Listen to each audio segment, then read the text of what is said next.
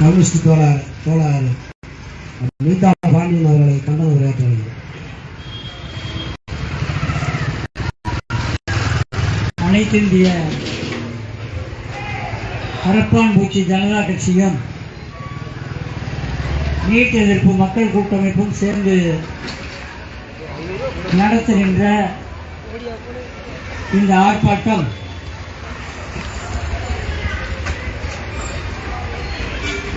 கடந்த காலத்திலே பக்கத்திலே இருக்கிற சமூக மைதானத்திலே திரண்டிருந்த ஜல்லிக்கட்டுக்கான கூட்டம் மதுரை மக்களுக்கும் கோரிப்பாளையம் பகுதி வாழ் மக்களுக்கும் தெளிவாக தெரியும்.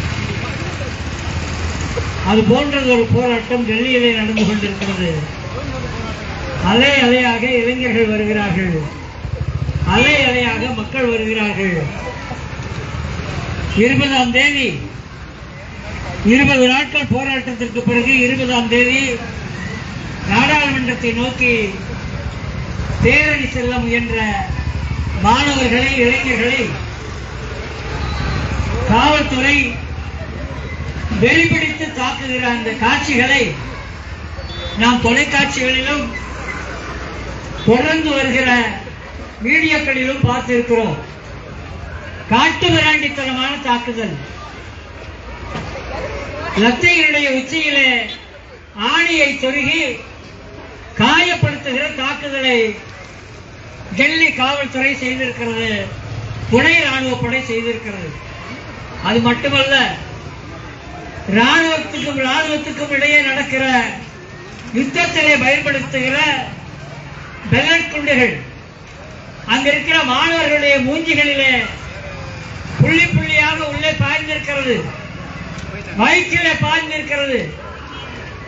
காங்கிரஸ் கட்சியினுடைய தலைவர் ராகுல் காந்தி பெல்லட் குண்டுகளை பயன்படுத்தி இருக்கிறீர்கள், இது நியாயமா என இந்திய ஒன்றிய அரசை பார்த்து கேட்கிறார்கள்.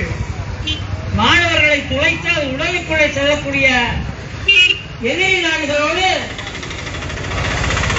யுத்தம் நடக்கும் பொழுது கூட பயன்படுத்தக்கூடாத ஆயுதங்களாக இருக்கிற பெல்லட் குண்டுகளை இந்த நாட்டு மக்கள் மீது தொடர்ச்சியாக ஜார்க்கண்ட், சத்தீஸ்கர் பழங்குடி மக்கள் மீது, அங்கே போராடுகிற மாவோயிஸ்டுகள் மீது, நக்சல்வாதிகள் மீது தொடர்ச்சியாக தாக்குதலை நடத்துகிற இந்திய துணை ராணுவப்படை போராடுகிற நிராயுதபாணிகளான இளைஞர்கள், மாணவர்கள் மீது இந்த தாக்குதலை நடத்தியிருக்கிறது.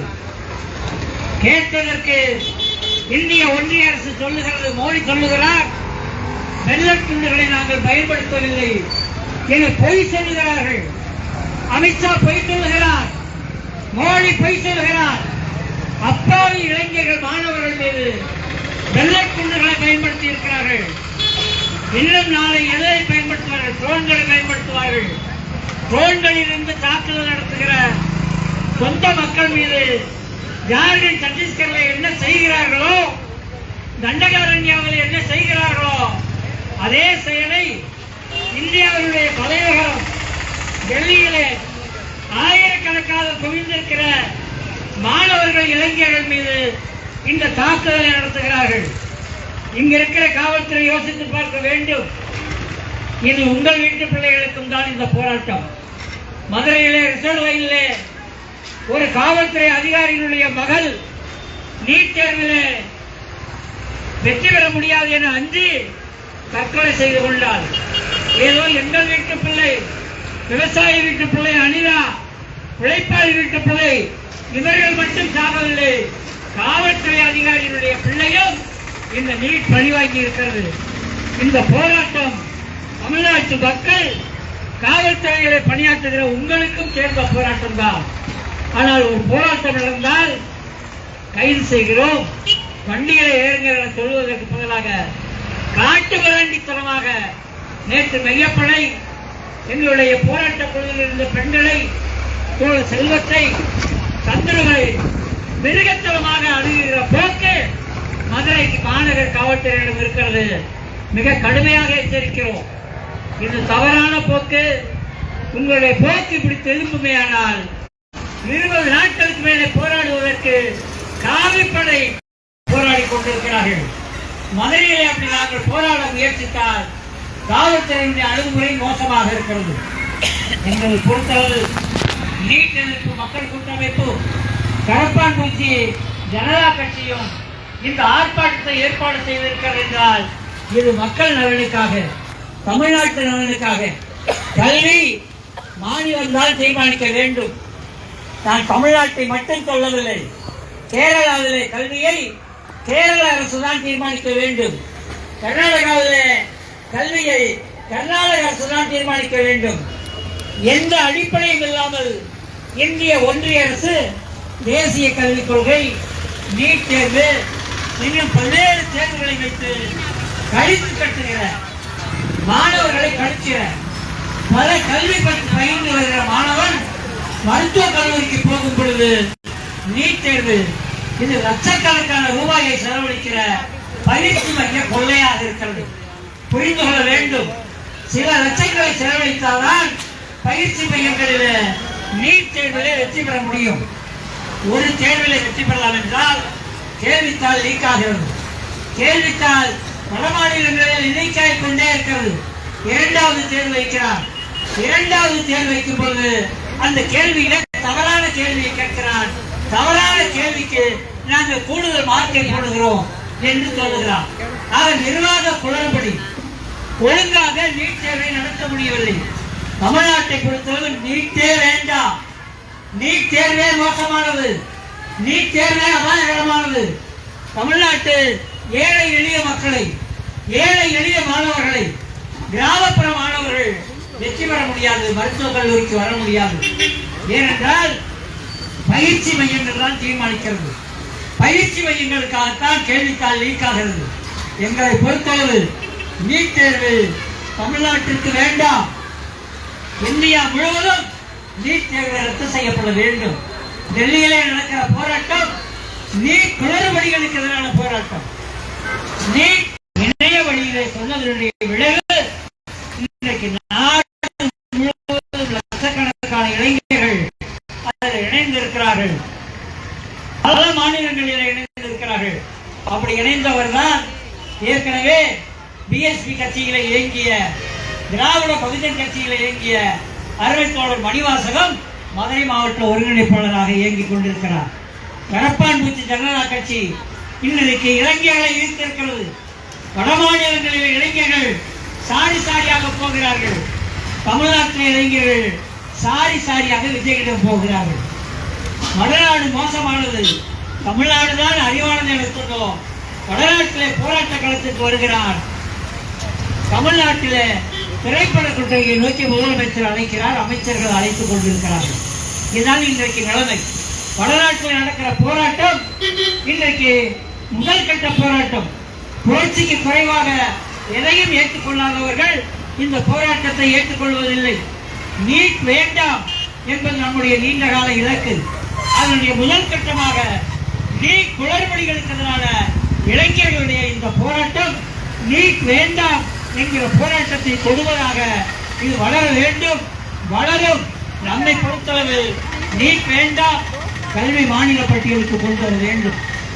நீட்டுக்கு எதிராக சட்டமன்றத்தில் தீர்மானம் நிறைவேற்றிய ஒரே நாடு தமிழ்நாடு, ஒரே அரசு திமுக அரசுதான் என்பதை நாம் புரிந்து கொள்ள வேண்டும். தமிழ்நாட்டை பொறுத்தளவு கேரளாவிலே இல்லை, கர்நாடகாவிலே இல்லை, வங்காளத்திலே இல்லை, காஷ்மீரில் இல்லை, எந்த மாநிலத்திலும் நீட்டுக்கு எதிரான தீர்மானமோ போராட்டமோ இல்லை. தமிழ்நாட்டிற்கு நீட் விலக்க வேண்டும் என்கிற தீர்மானத்தை கடந்த திமுக அரசு சட்டமன்றத்தில் நிறைவேற்றியது. விஜய் அரசிடமும் நாங்கள் கேட்கிறோம், ஜோசப் விஜய் அவர்களே, நீங்கள் அமர்ந்திருக்கிற சட்டமன்றத்தில் இன்றைக்கு ஆரோவர்ஜனா சொல்லுகிறார், நாங்கள் எதிர்க்கிறோம், நாங்கள் எதிர்ப்பு நிலைப்பாட்டை வைத்திருக்கிறோம், எங்கள் குரல் தான் முதல் குரலாக இருக்கும் என்கிறார். ஆனால் எங்கள் குரலை பிடிச்சி நசுக்கிறார். அவர் குரல் தான் முதல் குரலாக இருக்குமா ஆரோவர்ஜனா. ஆனால் நாங்கள் எங்கே போராட போனாலும் எங்கள் ஜனநாயக குரல் நசுக்கப்படுகிறது. ஜோசப் விஜய் அரசு, நீங்கள் சட்டமன்றத்தில் நீட்டுக்கு எதிராக தீர்மானம் நிறைவேற்ற வேண்டும் என்கிற வேண்டுகோளை நாங்கள் முன்வைக்கிறோம். எங்களை பொறுத்தளவு திமுக அரசு தீர்மானத்தோடு நின்றது. இன்றைக்கு திமுக அரசு கையிலே மாணவர் அணி இருக்கிறது, இளைஞர் அணி இருக்கிறது. அண்ணா திமுக கட்சியில மாணவர் அணி, இளைஞர் அணி இருக்கிறது. வீதிக்கு இறக்குவதற்கு ஏன் தயாராக இல்லை என திமுக நண்பர்களையும் அண்ணா திமுக நண்பர்களையும் நாங்கள் கேட்கிறோம். விஜய், உன்னை நோக்கி ஒரு இளைஞர் கூட்டம் வந்திருக்கிறது. அந்த இளைஞர் கூட்டத்தை வீதியில இறக்கி நீட் வேண்டாம், எங்கள் குரல் முதல் குரல் என சொல்லுவதற்கு ஏன் தாவேக கட்சியினுடைய தலைவர் ஜோசப் விஜய் தயாராக இல்லை? எங்களை பொறுத்தளவு எங்கள் குரலோடு ஜோசப் விஜயினுடைய குரல் சேர்ந்து ஒழிக்க வேண்டும் என்பதை சொல்லி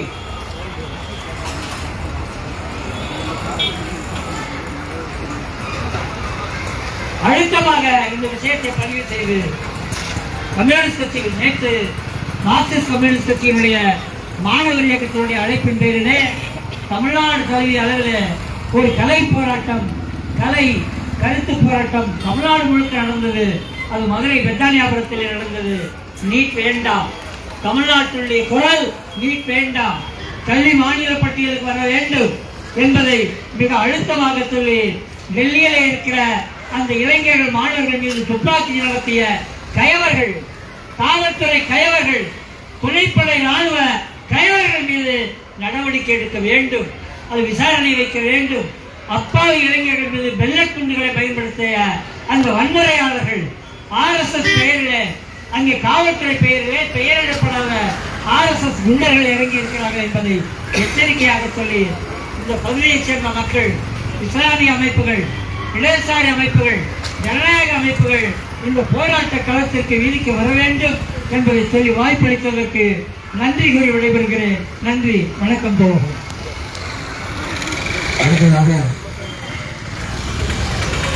நீட் எதிர்ப்பு மக்கள் கூட்டமைப்பினுடைய முதல் ஒருங்கிணைப்பாளராக இருந்து சிறப்பாக பணி செய்த தோழர் ரஃபீக் ராஜா அவர்கள் கண்டனம்.